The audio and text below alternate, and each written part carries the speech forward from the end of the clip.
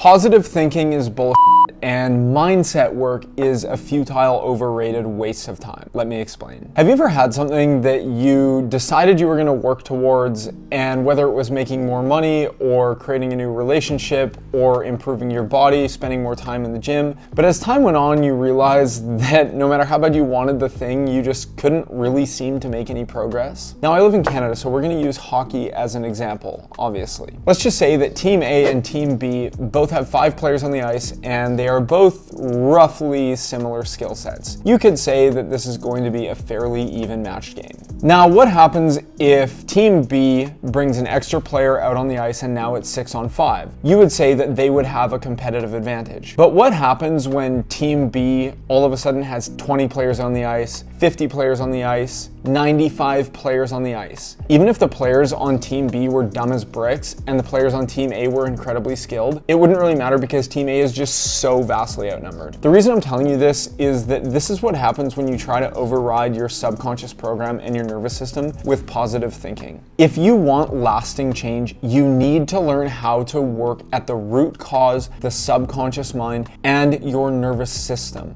The conscious mind is capable of processing around 40 bits of information per second, and it's responsible for 1 to 5% of your daily actions. Your subconscious mind is capable of processing over 20 million bits of information, controls all of your autonomic functions, including breathing and your heartbeat, and is responsible for 95 to 99% of what you do on a day-to-day basis. Bruce Lipton compares the subconscious program to putting a tape into a tape player and hitting the play button. Then standing in front of the tape player going, change the program, change the program. As he says, you need to learn how to hit the record button and write over the old program. So most people work at the surface level and they think, well, I'm gonna psych myself up to go to the gym and I'm gonna think really positive, and then 10 days goes by and they're watching Love is Blind, eating cheesies, and they can't figure out what happened. And trust me, I'm not making this up. Look at the data on New Year's resolutions. By February 15th, 88% of people say that they have already given up on their New Year's resolution. They use the conscious mind, 1 to 5%, to try to reinvent their personality between the time that they go to bed on the 31st of December and they wake up on the 1st of January. Meanwhile, they've built the neural circuitry for all of these habits, thoughts, feelings, beliefs, and behaviors over 2, 3, 4, 5 decades, and all of a sudden they are just going to wake up in a brand new reality. This is called living in La La Land. So before you set a timer for 10 minutes to go do your affirmations in the mirror saying, I am so wealthy, I am so healthy, I am so happy, I am so abundant, I'm so free, there are some things that you can do instead to see actual rapid, we don't want change to take a long time, and lasting change. We don't want to make changes and then all of a sudden slip back to our old habits. How do we do it? The first thing I'll start by saying is that most people think they have a mindset problem when they actually have a skill set problem. And here's how you know. If you want a certain outcome, but you literally have no idea where to start, let alone how to get halfway there,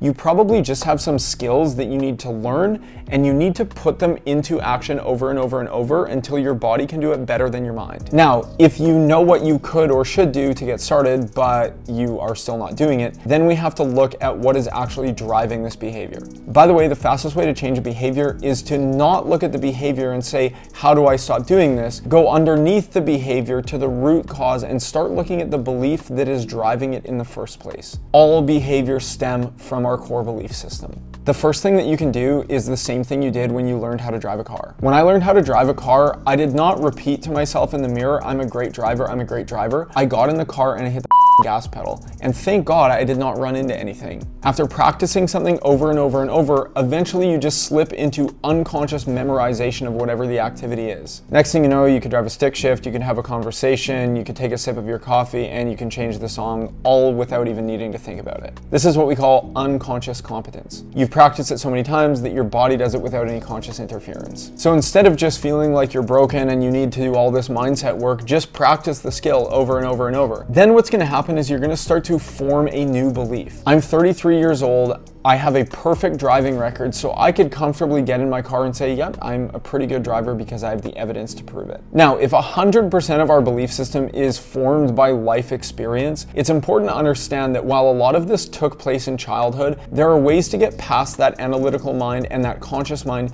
down into the depths of the subconscious and start to feed it new information. You just have to know how and why this works. One way to do it is to enter a state of hypnosis, either with a clinical hypnotherapist or on your own if you've practiced self-hypnosis for some time. What's happening here is you're slowing your brain waves down and your brain is becoming more suggestible to new information. Your brain moves from beta down to alpha, down to theta. You are awake and conscious in your brain, but you are completely asleep in your body. And essentially, the security guard or the gatekeeper that is filtering all this information and deciding whether it's true or not, or whether it lines up with your belief systems or not, is out of office, and the new information can come in straight to the subconscious, and you will notice yourself thinking different thoughts, taking new actions, and you're going to wonder why it happened. It might even feel a bit like magic, and it kind of is. Hypnosis is great, especially with an experienced therapist or hypnotist, but in my opinion, there are other ways that are quicker that you can do on your own without the help of anybody else. There are a series of modalities that I've practiced for years that help so much in facilitating rapid and lasting change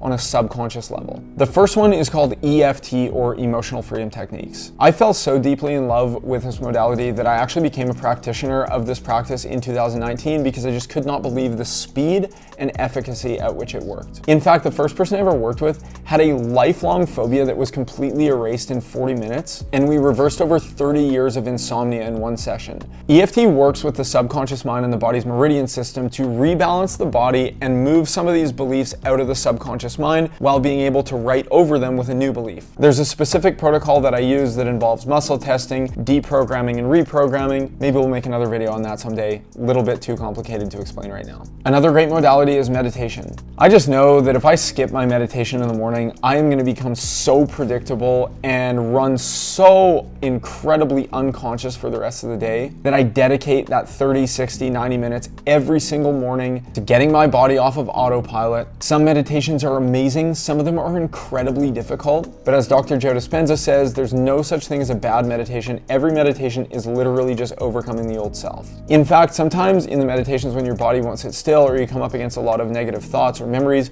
those are the ones where you learn the most because you're learning what's actually running underneath the seat of consciousness. And I've just had so many experiences in my life of having an idea, a thought, come up in a meditation and seeing it materialize in a matter of minutes, a matter of hours, a matter of days afterwards. And if you're someone who's like, oh, I just can't meditate, my mind never stops thinking. If your mind thinks 60 to 70,000 thoughts a day, why would you ever try to get it to stop thinking? Instead, you can get to a state where you can literally use your mind to exercise new thoughts, new beliefs, new emotions, mentally rehearsing the kind of day you want to have, the type of person you want to be when you open your eyes, something new that you want to create in your life, or something you want to uncreate or stop doing.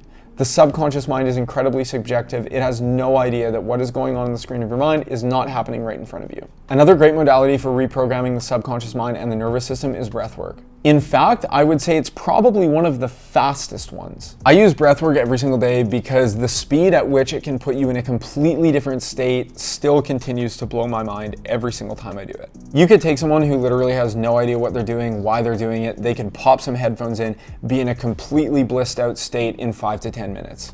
The breath is such a vehicle to go from the conscious mind to the subconscious mind. You can unearth traumas, memories, suppressed emotions in just a matter of minutes just by following and using your breath. The more you do this, the more you start to shut down something called the default mode network in your brain. It's literally the part of your brain who remembers who you are or who you think you are. This kind of breaks your concrete and rigid thinking and opens you up to new thoughts, new ideas, new ways of thinking and doing and being. There's another breath that I use quite a bit that involves moving that energy from the base of the spine, often referred to as Kundalini, straight up to your brain, and specifically your pineal gland, which sits kind of right in the middle of your brain. If you can take your spinal fluid and press it against that pineal gland, it is the doorway to experiences so mystical and so incredible that it has literally become my favorite thing to do.